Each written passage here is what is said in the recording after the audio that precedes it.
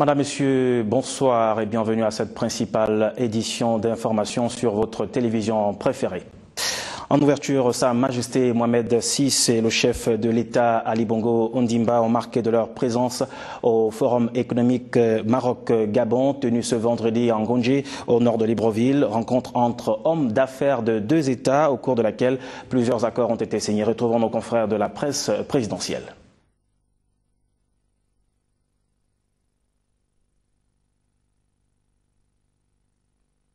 Approfondie des modèles ayant fait des preuves tant dans les pays du Nord que ceux du Sud. Aussi, dans cette recherche de bons exemples de croissance économique, le cas du Maroc apparaît-il comme celui dont le Gabon peut s'inspirer. Le Forum économique Gabon-Maroc est finalement une opportunité d'échange d'expériences entre hommes d'affaires des deux pays.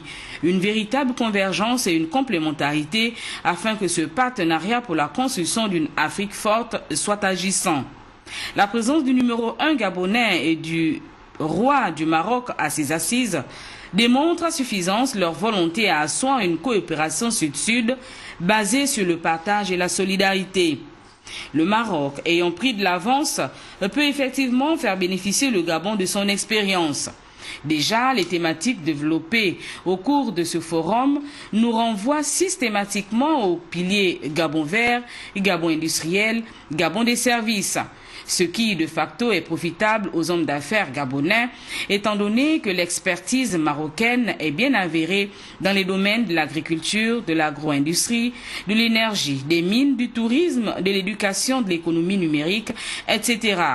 Et c'est d'ailleurs, à juste titre, et ce devant le regard attentif des deux hommes d'État, qu'ont été signés plusieurs accords cadres de partenariat entre notre pays et le royaume chérifien dans les secteurs précités. Preuve qu'Ali Bongo Ondimba et Mohamed VI accordent une importance à la croissance tout azimut de nos États, car pour eux, le rêve de développement de demain peut être une réalité aujourd'hui. Alors, il faut dire que c'est un forum économique tenu ce jour entre les deux États, je le disais, qui a bouclé ses travaux sur la signature de 24 conventions inscrites dans le cadre du renforcement de la coopération économique entre les deux États.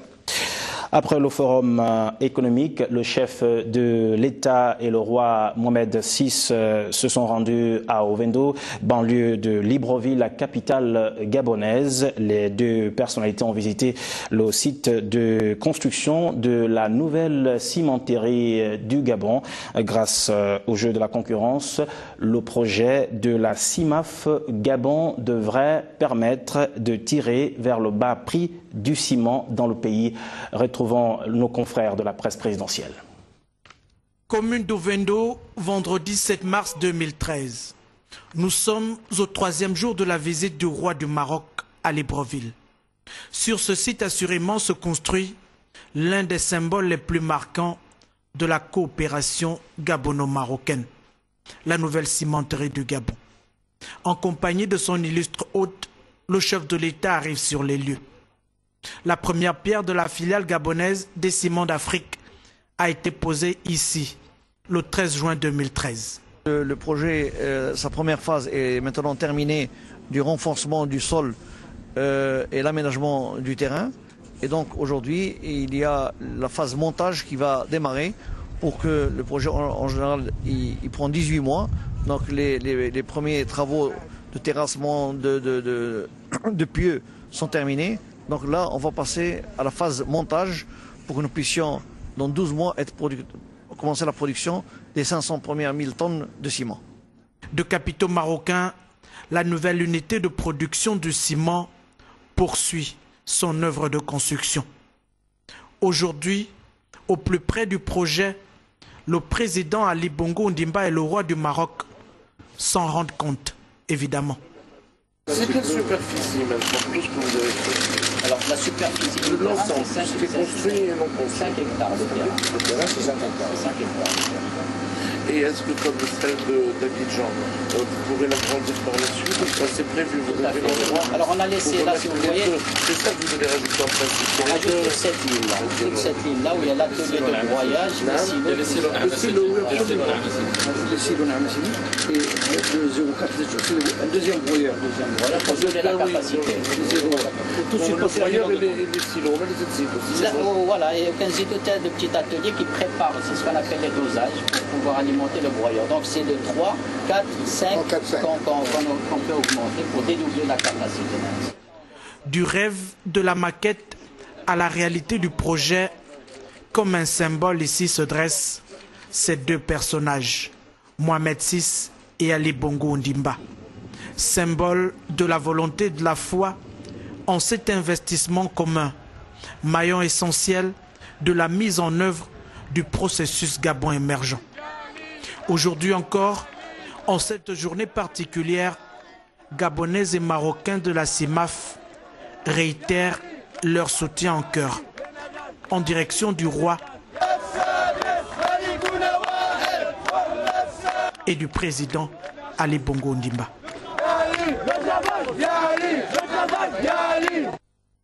Et puis, journée de travail très chargée pour le roi du Maroc qui a également reçu le Premier ministre gabonais, chef de gouvernement.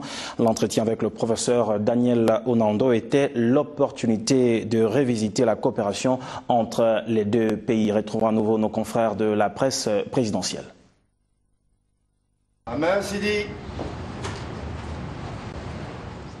Dans son agenda de travail ce matin, le roi du Maroc a bien prévu cet entretien, en tête-à-tête avec le professeur Daniel Onando, Premier ministre et chef du gouvernement gabonais.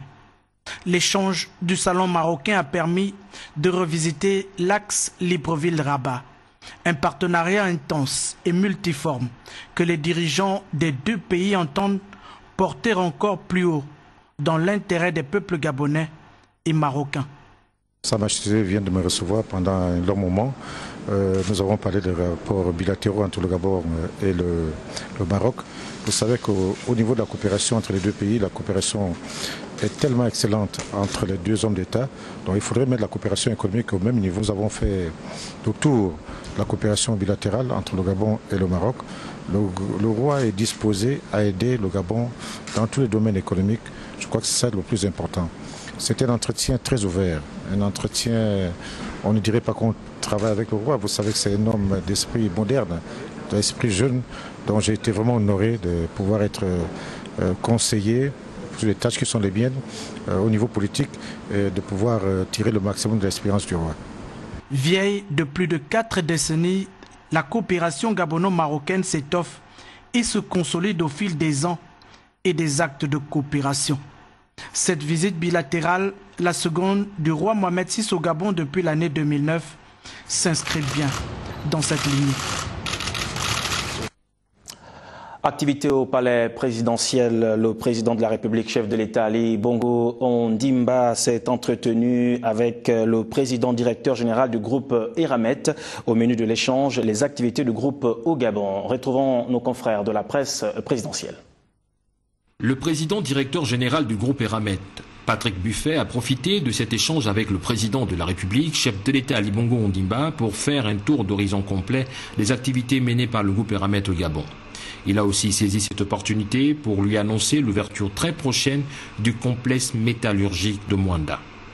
Nous avons pu, comme c'est l'habitude, faire le point sur l'évolution de différents grands projets que nous avons au Gabon. Vous savez que le complexe métallurgique de Moanda, qui représente un investissement très important, va maintenant rentrer en fonctionnement dans le courant de l'année. D'abord l'usine de silico-manganèse, ensuite l'usine de manganèse métal.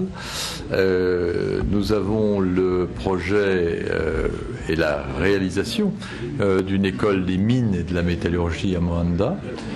J'ai également indiqué à son Excellence le Président de la République qu'un siège social, un nouveau siège social pour la Comilogue serait construit en 2015 à Moanda. L'échange entre le président directeur général du groupe Eramet et le président de la République Ali Bongo Ondimba s'est déroulé dans une atmosphère de confiance.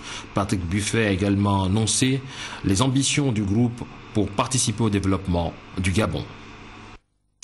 Et puis, vous le savez, la communauté internationale célèbre demain la journée de la femme. À cet effet, l'Agence nationale des infrastructures numériques et des fréquences, l'ANIF, a initié depuis ce matin des formations pour l'usage de l'informatique au profit des associations.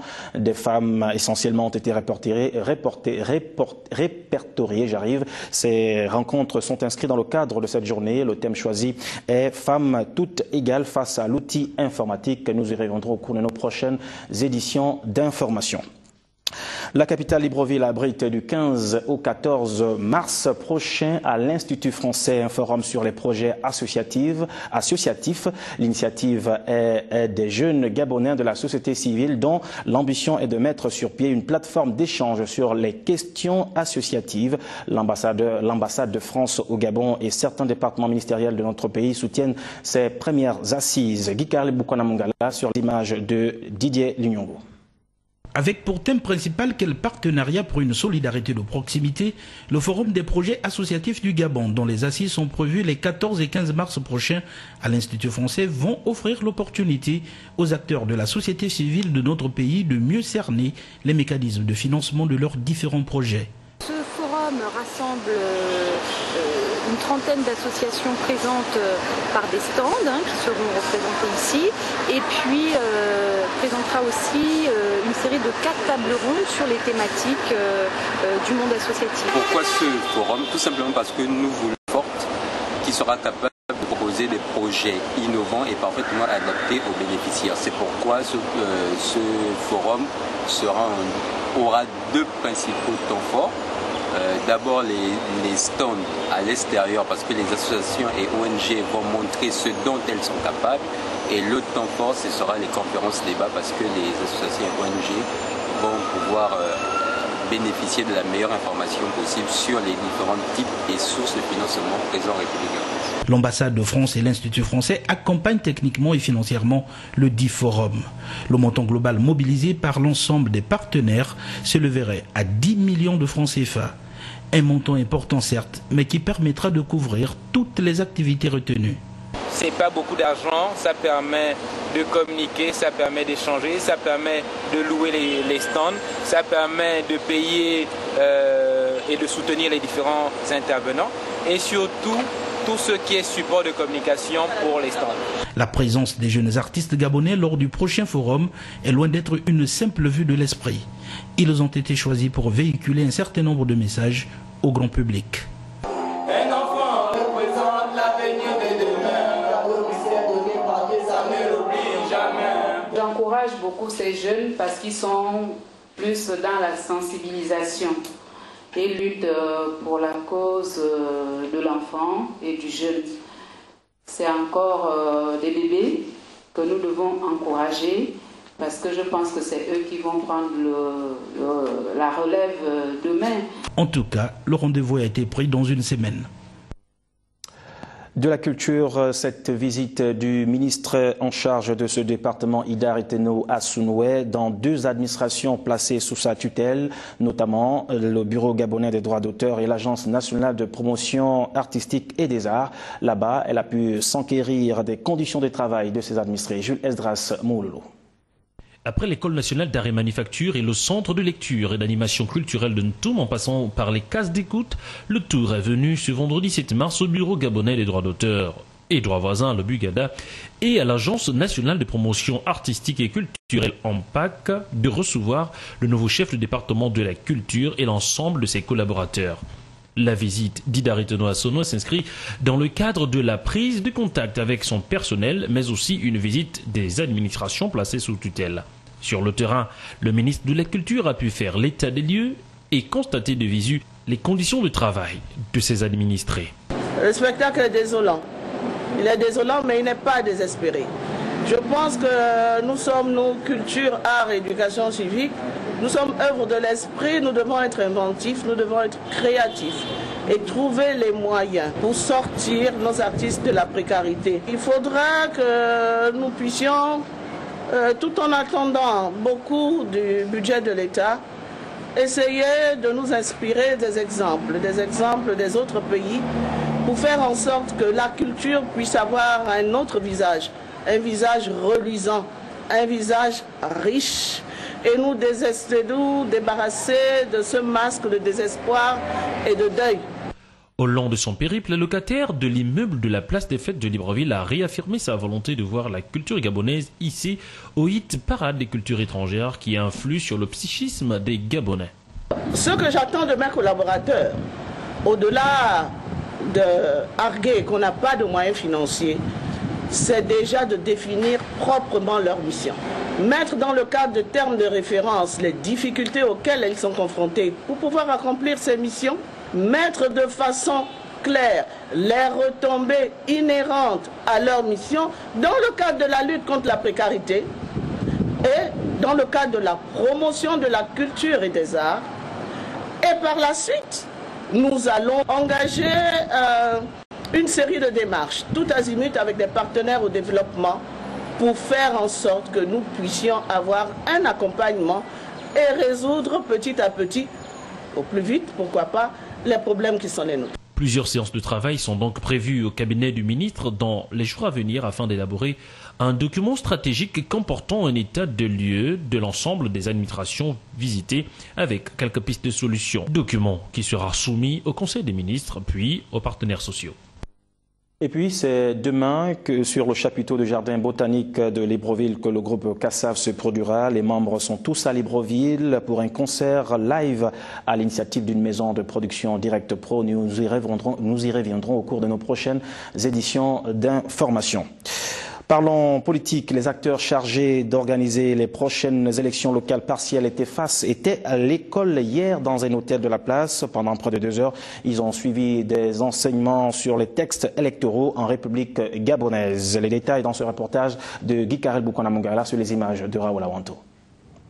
Pour avoir constaté des irrégularités lors du scrutin du 14 décembre 2013 à Ovendo, Mimongo, Malinga et les Bamba, la haute juridiction avait fini par prononcer l'annulation du vote. Le présent séminaire vise donc à gommer les insuffisances constatées en vue d'une meilleure organisation des prochaines élections locales partielles. L'élection a été annulée, il faut regarder les causes qui ont motivé cette annulation. Et c'est donc l'objet du séminaire, au-delà de tous les autres éléments qu'il y a lieu de voir, c'est-à-dire voir des conditions qui peuvent permettre un scrutin mieux organisé que lors des élections générales de décembre dernier. C'est donc une nécessité pour la Sénat de préparer ses représentants à leur mission. Dans la salle, on prend des notes pendant l'exposé du conférencier retenu pour la circonstance, lequel revient sur les textes électoraux, notamment sur la loi 796 du 12 mars 1996 portant dispositions communes à toutes les élections politiques dans notre pays.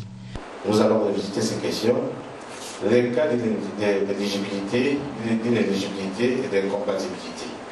C'est en rouge parce que ça doit attirer votre attention lors de prochaine déclaration de candidature. Alors vous savez qu'à Ovendo, la désignation des scrutateurs, il y a eu des scrutateurs désignés par les acteurs politiques qui ne se sont pas présentés. Que devons-nous faire dans ces conditions? Je pense que vous avez la réponse. Il faut que les acteurs politiques soient sensibilisés sur la nécessité de désigner des gens qui seront présents le jour du scrutin. Alors, en ce qui concerne Mimongo, nous avons eu des candidats qui n'étaient pas inscrits sur les listes électorales. Qu'avons-nous à faire? Nous devons désigner, mettre sur la liste des candidats des gens qui sont inscrits. Pour le scrutin à venir, les élèves et étudiants, sur décision de la Cour constitutionnelle, a rappelé René Abogoyela, pourront exercer librement leur droit de vote avec leur carte d'identité scolaire et universitaire. Ces dispositions qui ont été prescrites par la Cour constitutionnelle lors des élections générales seront naturellement appliquées également pour cette élection. Pour l'heure, les modalités de participation au prochain vote restent les mêmes selon le président de la Sénap. De la religion dans cette édition d'information avec cette conférence de miracles et de puissance initiée par le centre d'adoration Hermon. C'était au gymnase de Lomé. Malgré la coupure d'électricité, nombreux sont les chrétiens qui ont effectué le déplacement de la zone industrielle de Lomé pour recevoir la pensée de Dieu pour l'année 2014. Thème de cette rencontre, Jules Esdras Mouloulou et Raoul Awanto pour les détails. La coupure d'électricité qui a paralysé l'activité dans la zone industrielle de Lomé n'a pas pu empêcher l'ouverture de la grande conférence de puissance et de miracles initiée par le centre d'adoration Hermon. Pour les organisateurs de ce grand rendez-vous spirituel, il sera question pendant 3 jours de sonder le cœur de Dieu pour découvrir sa pensée pour cette année 2014. Le Seigneur m'a dit en 2014, lui-même, il va opérer les choix. Lui-même, il va créer les événements. C'est pas toi qui seras l'auteur du scandale. Lui-même dira, maman, pardon, je t'en supplie, prends tout pour toi. Je ne veux plus qu'on soit ensemble. Parce que je sens que le feu qui est sur toi là, je n'arrive plus à bien dormir. Je n'arrive plus à bien dormir. En fait, il a fait le dit, je ne sens plus en vampire. En 2014, les sorciers seront démasqués. En 2014, les sorciers seront en embuscade. En 2014, ceux qui t'envoûtaient dans la famille, Les temps de rafraîchissement dont la pensée majeure développée par le principal orateur de la soirée était la venue d'un nouveau réveil au Gabon. Et aujourd'hui, essentiellement, j'ai posé la base sur la nécessité de passer à un autre réveil, en fait à une autre dimension du réveil, parce qu'il n'y a pas de Saint-Esprit.